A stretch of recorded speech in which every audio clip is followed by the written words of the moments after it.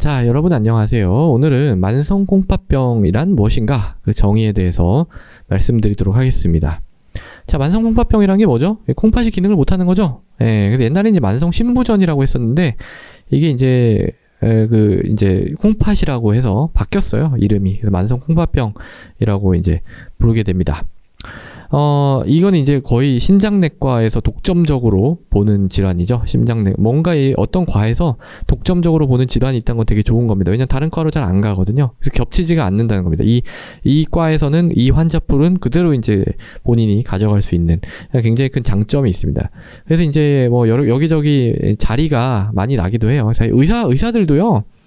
사실은 요새는 뭐 아주 떼돈 벌고 이런 직업이 아니에요. 주변 보셔서 아시겠지만 뭐 의사가 뭐 그렇게 뭐 아주 떼돈을 벌어가지고 뭐 이제 그런 보험 체계에 의해서 이제 발목이 잡혀있기 때문에 그렇지는 않은데, 그래도 이 취직이 잘 돼서 그래도 이제 편차가 있거든요, 의사들 사이에서도.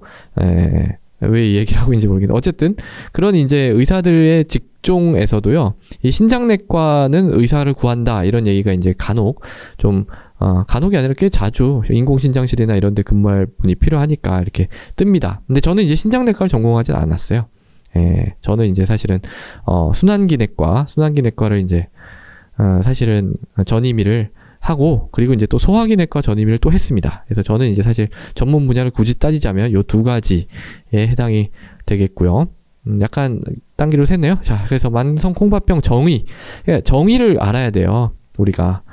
병에 대해서 여러분들이 이제 뭔가 공부를 하실 때면 항상 그 병이 뭐냐, 이거부터 이제 짚고 들어가는 게 좋습니다. 그 안에 여러 가지 좀 해답이, 이 병이 왜 중요한지, 왜 알아야 되는지, 어떻게 진단되는지, 어떻게 치료하는지, 이런 것들이 좀 내포되어 있는 경우가 많거든요.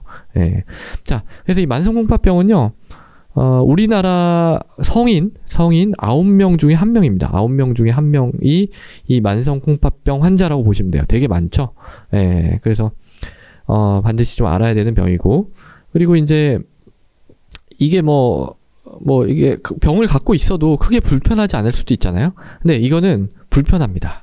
그러니까 이 심혈관 질환이랑 약간 달라요. 그러니까 심혈관 질환 중에서 이제 뭐 협심증 이런 거는 가슴이 아프죠. 증상 때문에 이제 불편한데, 이 만성 콩팥병은 뭐 증상이 물론 좀 지나가면 증상이 불편합니다. 그렇지만은 이거는 이제 투석을 받아야 되거든요. 나중에 이제 투석을 받는 게 불편한 그런 것도 있고, 또 이 심혈관 질환의 위험이 올라간다. 이 두 가지 측면에서 굉장히 중요한 그런 지위를 갖는 그런 병이 되겠죠.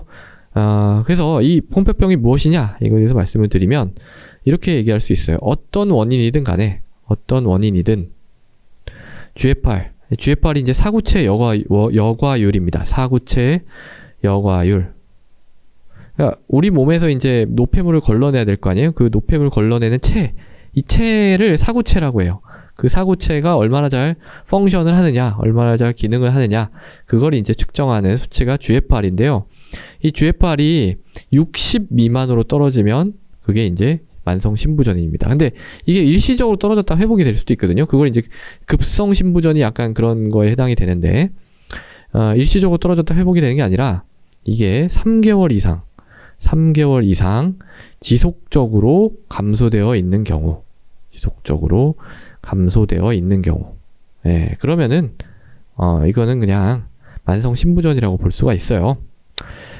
그런데 요 정의가 1번이고요. 근데 이걸로만 하진 않습니다. 그러니까 사구체 여과율은 안 떨어졌는데 콩팥은 망가지고 있을 수가 있거든요. 그러니까 GFR, 이 사구체 여과율이 뭐 60 이상이라 할지라도 이 신손상, 이 콩팥 손상의 어떤 증거가 3개월 이상 지속되면, 그러면 또 만성 콩팥병이라고 합니다. 이 두 가지입니다. 그러면은 이 신손상의 증거라는 건 또 뭐냐? 이 신손상의 증거 중에 가장 대표적인 게 이제 이거죠, GFR. 근데 이 GFR은 뭐 60 이상이에요. 60 이상인데 뭐 90이나 100 정도 된다고 하죠. 근데 이 신손상의 증거, 이게 이제 대표적인 단백뇨예요. 단백뇨 또는 뭐 혈뇨, 그 다음에 뭐 피 검사를 했는데 전해질이 뭔가 균형이 맞지 않다라고 하는 거, 전해질 불균형, 있던지, 아니면은 뭐 초음파를 우연히 했는데, 복부 초음파를 했는데, 이 복부 초음파 하면서 콩팥을 같이 좀 봤는데, 콩팥의 크기가 작아져 있다든지, 그런 경우가 다 이 신선상의 증거에 해당이 됩니다. 그래서 나는 이 여과율은 괜찮은데, 단백뇨는 계속 조금 있는데, 괜찮겠지, 이런 게 아니라, 그게 이제 3개월 이상 지속되면, 그건 그냥 만성 콩팥병인 거예요. 반드시 원인을 찾아서, 뭔가 조치를 받으셔야 됩니다. 그러니까 조치라고 하는 표현이 좀 그런데, 조치가 관리를 받으셔야 되는 거죠. 자, 그래서 오늘은 만성 콩팥병의 정의에 대해서 살펴봤는데요. 제가 이제 여기서 어떤 원인이든지 이런 얘기를 썼죠. 근데 이게 대부분이 뭐냐면 당뇨예요, 당뇨. 그러니까 여기서 또 나오죠. 우리가 당뇨 관리를 열심히 해야 되는 그런 이유가 또 나옵니다. 그러니까 당뇨 때문에 이 콩팥병이 생기는 경우가 가장 많습니다. 고혈압보다도 더 많아요. 그렇기 때문에 이 당뇨 관리를 철저히 하면 이 콩팥병의 발생을 이미 한 상태라면 그 진행을 늦출 수가 있습니다. 그렇기 때문에 당뇨 환자분들은 항상 당뇨 관리에, 혈당 관리에 목숨 걸고 매달리시기를, 그렇게 이제 운동하시고 술 담배 끊으시고, 그리고 이제 건강한 생활 습관, 건강한 식사 습관 가지시고, 잠 잘 주무시고, 이런 것들, 그 다음에 검사 받으시고, 그런 것들을 잘 지키시길 바랍니다. 그리고요, 계속 얘기하다 보니까 계속 좀 생각이 나는데요. 자, 보시면, 이게 이제 증상으로 진단하는 게 아니라는 게 또 중요해요. 증상으로 진단하는 게 아닙니다.